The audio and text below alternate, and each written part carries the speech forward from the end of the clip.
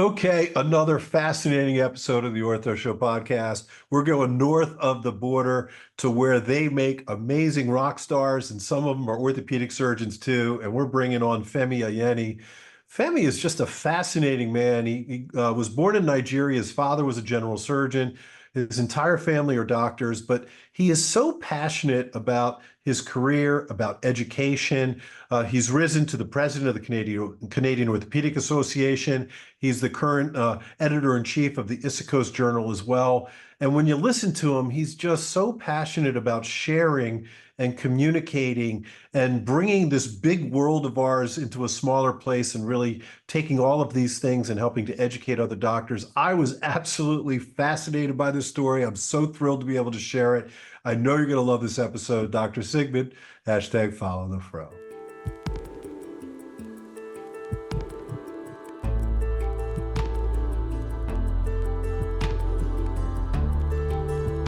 From Medical Media, this is The Ortho Show.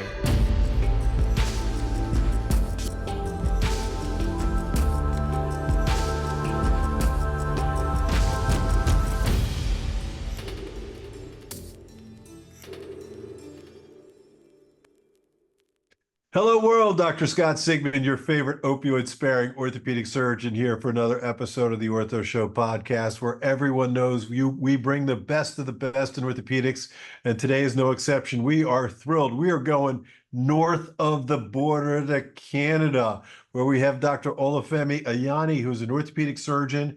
He is a professor of orthopedics at McMaster University. He is the current president of the Canadian Orthopedic Association, and he's an orthopedic surgeon that specializes in sports medicine, hip, knee, and shoulder arthroscopy. Femi, what a pleasure it is to have you on the show. Great to be here. Really appreciate what you do for orthopedics and getting stories out. So really an honor for me to be on this show. Thank you for having me. Oh, we're loving our Canadian brothers up north, and we're gonna share that story for you and all of your family as well. So look, a little bird told us that you are Nigerian, but tell us, the story about where you were born. When did you make it to Canada, and are there other doctors in the family? What's the background? Yeah, I know. I mean, when you see the number of vowels in the name, naturally, the guessing game starts. And so Nigeria obviously is a country that I originate from. And so the story really goes that Femi Sr. is actually my dad, who's a general surgeon. So he moved to Canada in 1970. And while he was, doing his residency, I was born in Montreal, where, I sort of was from age 4. So when he finished his residency, he took us all back to Nigeria to live there with the hopes of, helping to, change the country and improve medical knowledge and infrastructure. So I grew up there from age 4 to about 12. And around that time, the economy really hit some rough patches. It was predominantly based on the oil industry, and there were some crashes in the mid to late 80s. And as the economy starts to crash, then naturally, the professionals who have credentials elsewhere say, well, for our kids to get a better life and to have more opportunities, we have to go to a different land. So we packed us all up once more and said, okay, let's go back to Canada. So then, naturally, I grew up in Northern Ontario in a town called Kapuskasing. It's about, just to put a landmark on it, 12 hours north of Toronto driving. You're talking about minus 40 or so degrees Celsius, most winters up to minus 50 at times. And so true north in Canada, and he was the classic general surgeon where you do a hip pinning, then an appendix, then a C-section, and the sort of old style general surgery. So to sort of cover it all, my mom was an educator as well. So they had 5 children, and 4 of us went into medicine, specifically surgery. And then one was an educator, my sister, who's a professor as well. So they're very education focused and wanted to see a better life for their kids. And so the combination of their mentorship and their careers led to education and medicine as the path we all sort of seem to choose. What a wonderful story. I absolutely love that.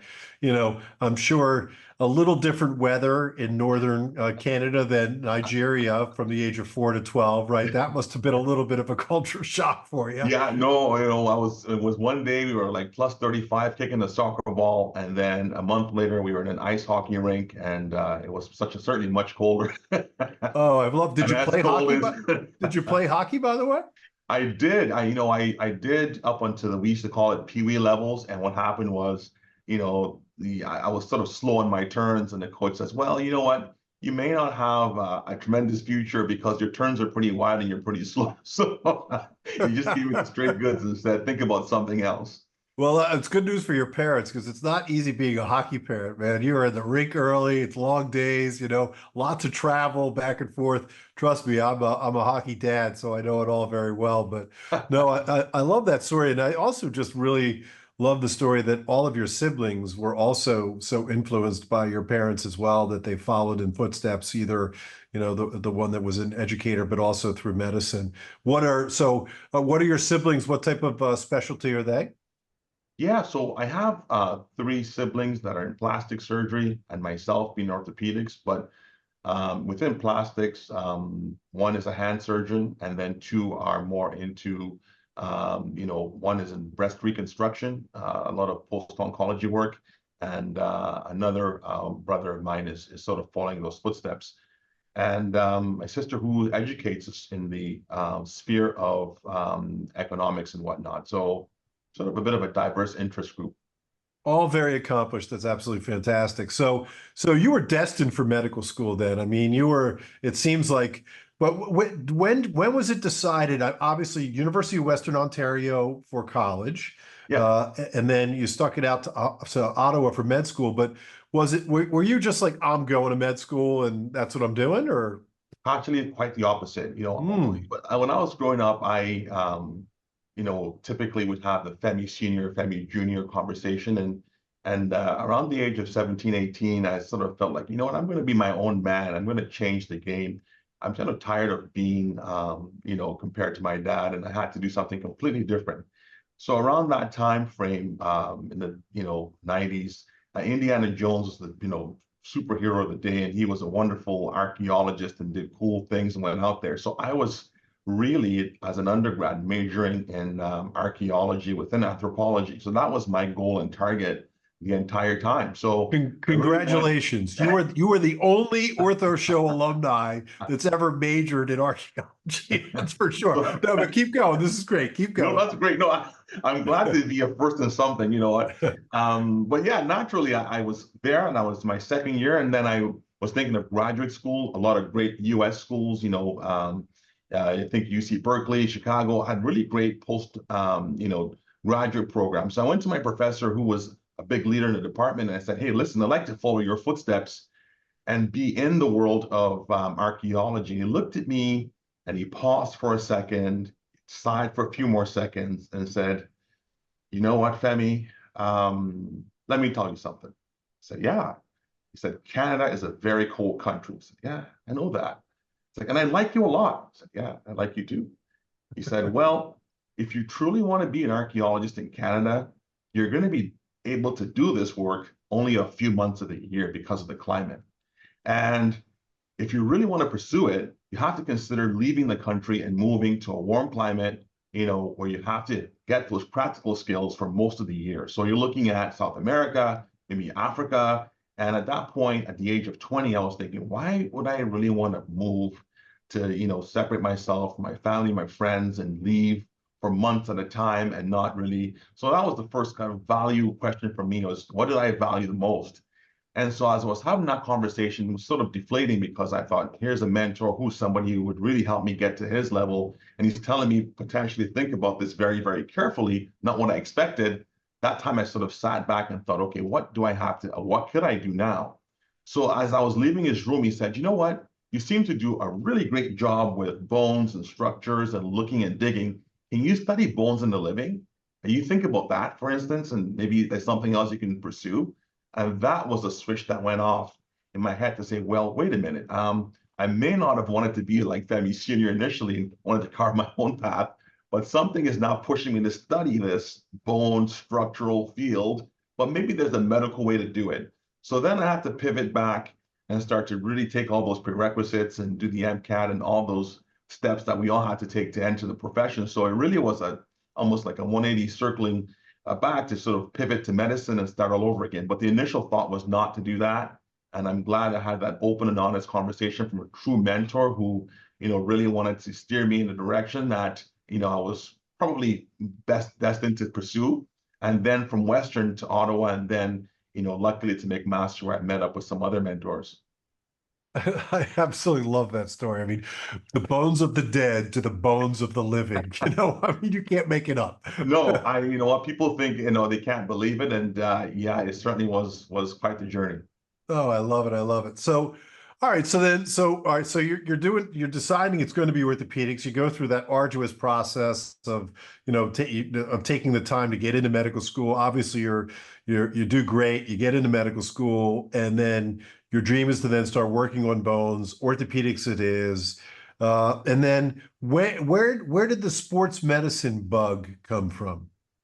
Yeah, you know what? Excellent question. I was sort of getting to my third year, and I was thinking, adult reconstruction or sports medicine. And then I had a month elective with Mark Philippon in Vail, Colorado, who of course is a Canadian, also American now, but more importantly, he was somebody who was doing, arthroscopy of the hip, which was really novel at that time, and nobody was really doing it in Canada. And of course, with a big, ice hockey playing population, we saw a lot of hip and groin injuries, and oftentimes wondering what was the cause and what was going on. So having seen what he could do in my elective as a third year, I thought, wow, maybe this is something that could be great. And then naturally played sports in high school, played in undergrad, played in medical school at the MedLaw games and whatnot. So I sort of felt like I was living within a field where people would understand, I could understand their passions and really try to help them attain high performance. And then got piqued an interest in this new field that was burgeoning called hip arthroscopy, and all arthroscopy seemed to be interested. And then finally, a lot of my mentors that make master said, you have a knack for this with your hand-eye coordination, consider it. So the sports milieu, which I enjoy living in, the mentorship angle with local mentors, and then being sparked by Mark as well were key, highlights of my development as a resident. Yeah, it's funny. Arthroscopy is a really special skill, and for the people that are truly good at it, I really believe it's almost sort of innate. It's just a natural, right? Because here you are operating on a three-dimensional thing, looking at a two-dimensional screen, and you're not even really looking where you're operating, right? Right. It's like it's just really, and you're tapping your foot over there and your hand's doing this over here. So it's not classic surgery. So it's not easy for everybody. I always say, to all the kids that are out there, if your parents are yelling at you because they're saying you're getting too much screen time, just tell them you're practicing to become an orthopedic arthroscopist. My kids will use that one. My kids. Yeah, your kids are definitely using that one for sure. I love it. All right, so from there, you're like, it's so funny. We had Larry Field on recently, and Larry did his sports and shoulder fellowship at HSS. So we got back-to-back HSS sports medicine shoulder fellows. So tell us about that. That was not an easy accomplishment coming from Canada to be able to get that fellowship for a year. Not at all. I feel very lucky and blessed to have been at HSS and, really saw, America's, finest, I would say. I mean, certainly there are many great centers in the US as well, but how I got there was just, walking up to, Answorth Allen and Scott Rodeo at the American Academy way back then in San Francisco. And I explained my journey into medicine, my interest in training with the best, my willingness to put in the extra effort and to really come and observe for a month, and also to, try and bring back a lot of their, knowledge, know-how, skill to Canada and fill some local gaps, at least at our institution back then. So I think they just felt it was a compelling story. And one thing I always respect them for is they were always thinking about where they could build alumni bridges and where they can have an influence in, in different jurisdictions. And so, I think the year after I went to HSS, which was fantastic, I was mentored by Riley Williams, as well as, Answorth Allen, and then also Dave Olczyk as well, who was tremendous, the legend, Russ Warren. I mean, I can go on and on. But really, what they aspired to do was to have somebody in every spot in the world that had their know-how, their network, their connectivity, and really to make them proud. And so I was really hoping that being the Canadian ambassador for their sports program would be something they'd be proud of in the future, and I hope they are. I get the sense that there's not a lot of people that say no to Femi Jr. You're just an affable guy, you're approachable, right? And so I think in your track record just continues as we continue to, look at your time here through your CV and all the places that you've been. So this is a great example for our listeners because we have a lot of young listeners too. We have residents, medical students, etc. Look, you can only get what you ask for, right? If you're not willing to knock on the door and ask people for help and to be a mentor, they're not going to help you. No, you have to do it, and it's kind of scary at times because your early career, you're fumbling your words, you're shaking, and they look at you, but they've been there. These are human beings, and they've been there before. They understand what it's like to be a senior resident looking for an opportunity, and going up to them and really sort of presenting your CV. But I think like anything else in sports, you have to stay ready, and when those opportunities arise, you have to be ready. So you have to have a story that you want to express that will help them think of you as a compelling candidate. You obviously have to do well and be ready with good letters and to have a good reputation in your program. And then when the opportunity arises, you have to demonstrate your skill as being at a high level. So I think if you stay ready and you keep practicing, getting better, just asking for, help or asking for an opportunity, you'd be surprised at who gives you that shot. And I'm glad that they all did. And I have to also give a shout out to Bob Marks, who really helped me as in the research realm at HSS as well. Just great advice for our listeners out there. There's always room at the table. You just got to ask to get up there and be a friend. And more often than not, people will look at you, shake your hand, and they'll be accepting of you for sure. Now, what's this PhD in Sweden? Like you didn't have enough going on in your life? Talk to us about that.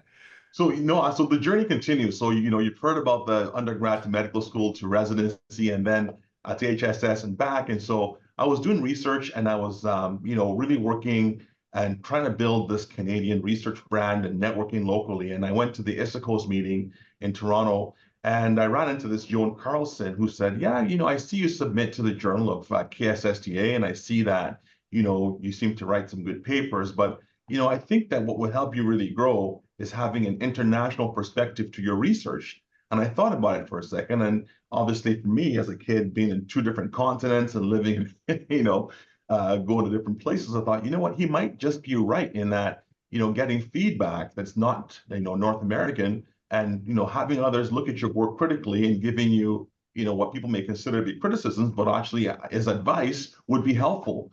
So I, got permission from my wife, who was ultimately the boss.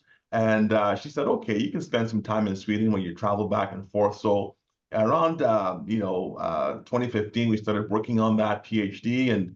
And luckily, with good support and good collaboration, I was able to iron it out and get that all wrapped up. So it was really all about getting feedback on some of the research I was doing from an international audience, and then trying to recruit international sites to help collaborate and do multi-center studies and trials. So that Swedish experience was excellent in the sense that it helped me expand my network. It did do what Johan Carlson, who was my mentor and supervisor, said, which was to really, take me from being somebody who had done work in Canada to being somebody who had a bit of an international appeal.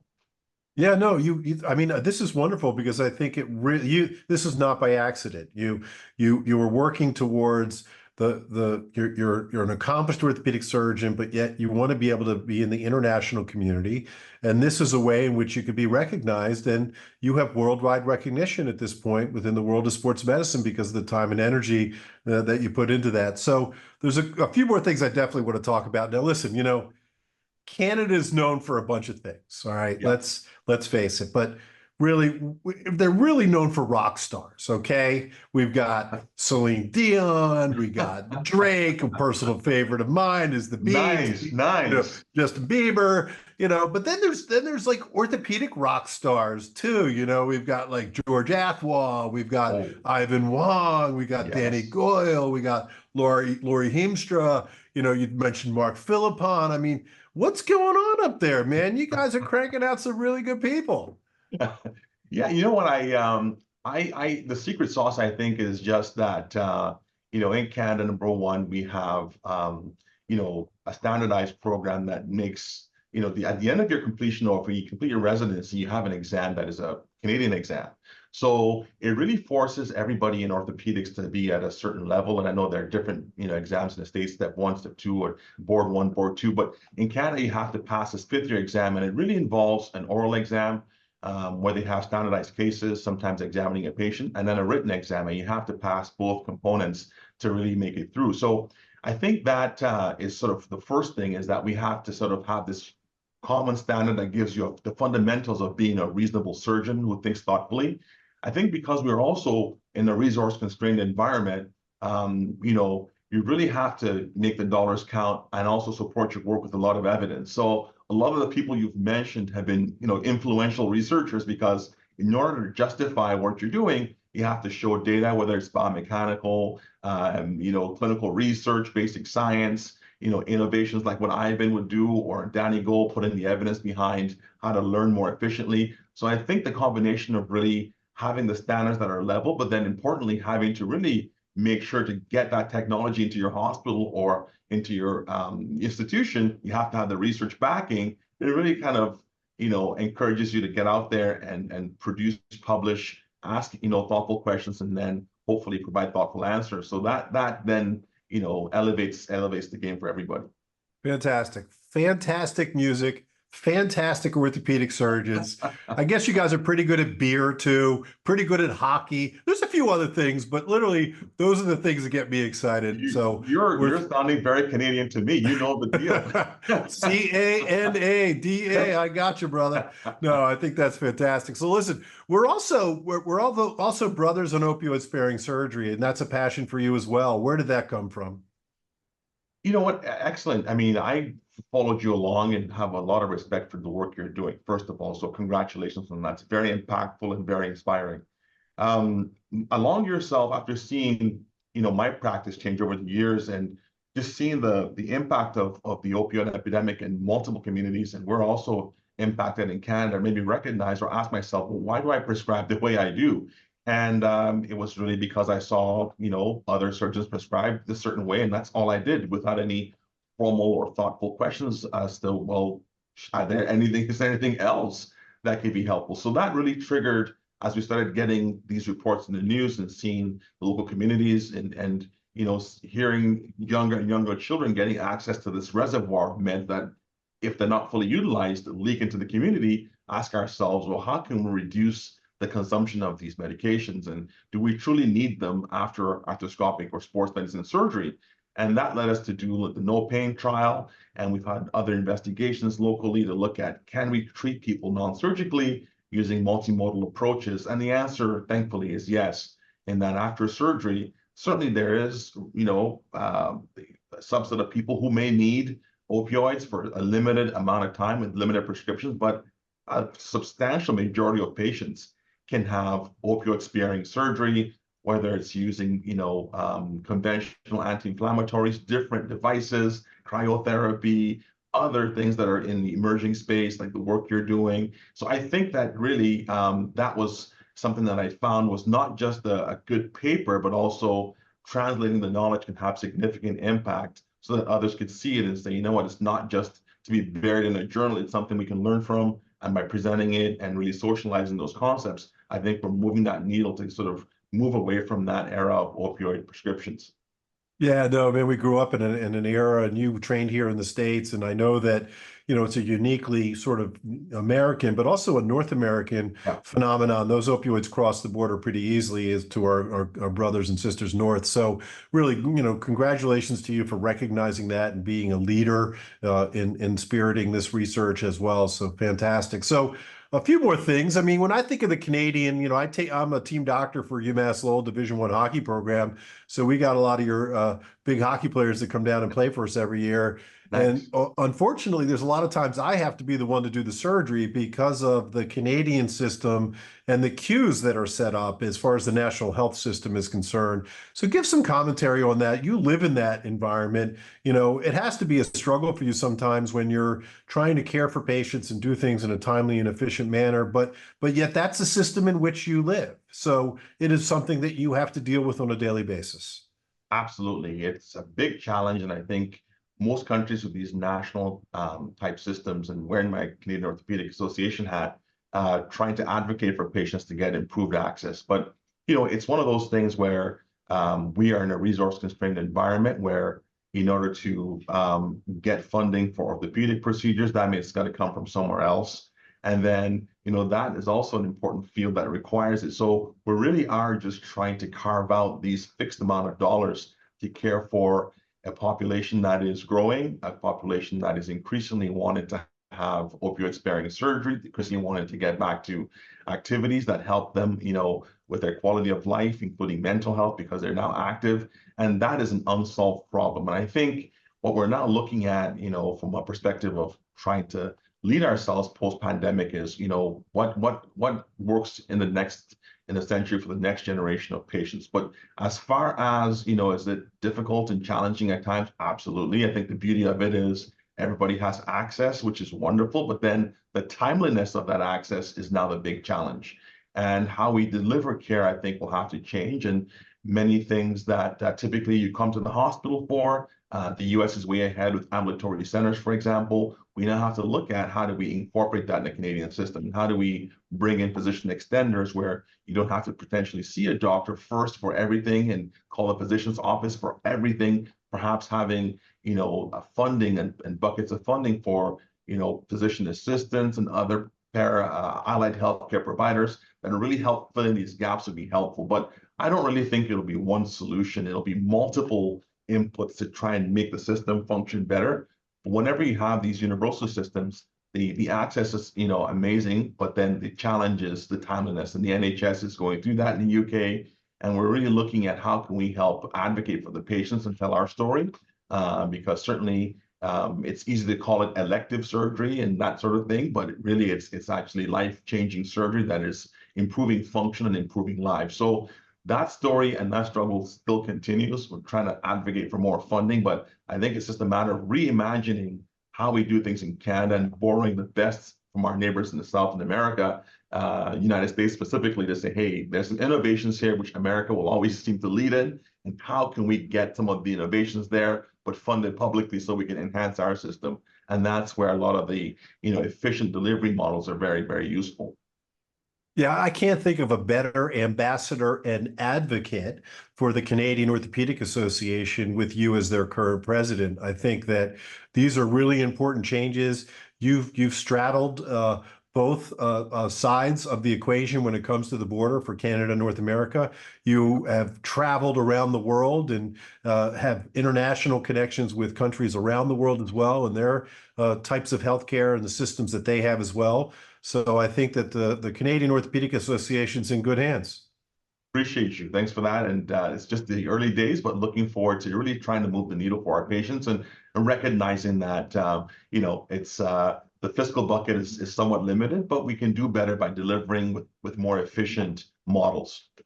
Yeah, that's fantastic. We're about ready to close here, but I want to give you one last shout out because you need to be doing a few more things, Femi. I don't think you're just lying around the house eating bonbons, but you are the current editor-in-chief of the ISICOS Journal, International Society of Knee Surgery and Orthopedic Sports Medicine. What an honor it is to have accomplished that goal. Again, that is not by accident. With your PhD in Sweden, your time, your international connections that you've developed.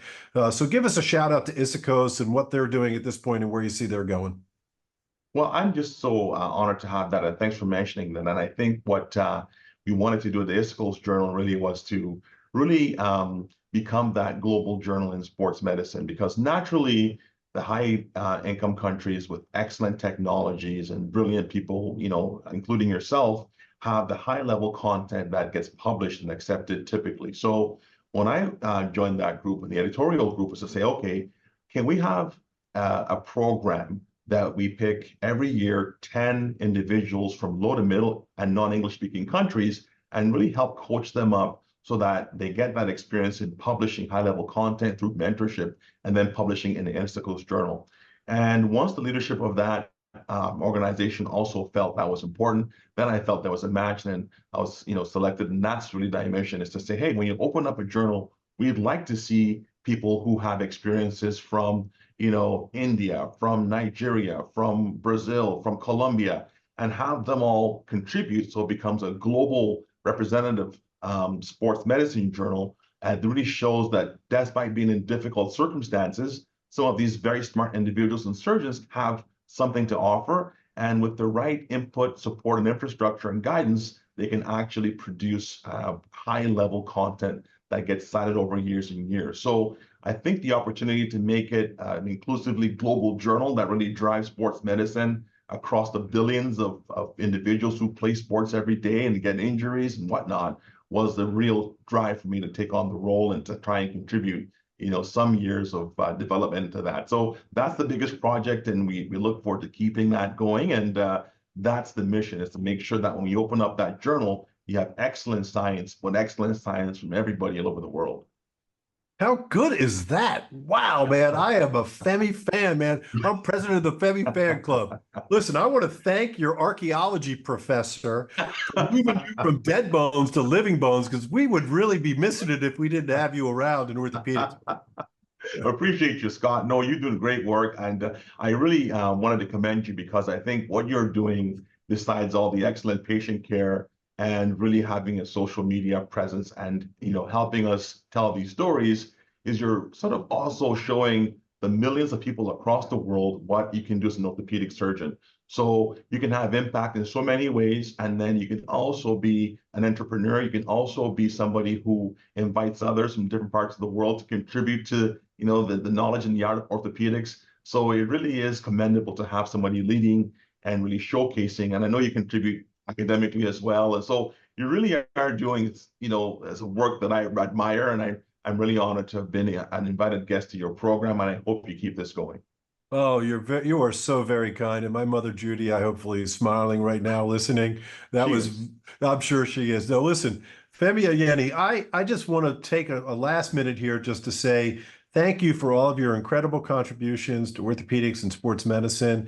I think it's just absolutely profound that you're helping, doctors from other countries that are really looking to establish themselves and giving them a leg up, mentoring them, and yet opioid sparing, and the wonderful work you're doing for the Canadian Orthopedic Association. You are a Canadian orthopedic rock star, brother, and it's been a pleasure having you on the show. Scott, I appreciate you. I hope you come visit us one day. I would love to invite you and see you here at McMaster, because we can learn so much from you. But thank you for having me. You're very welcome. This is Dr. Scott Sigman, #FollowTheFro, host of The Ortho Show. Till next time.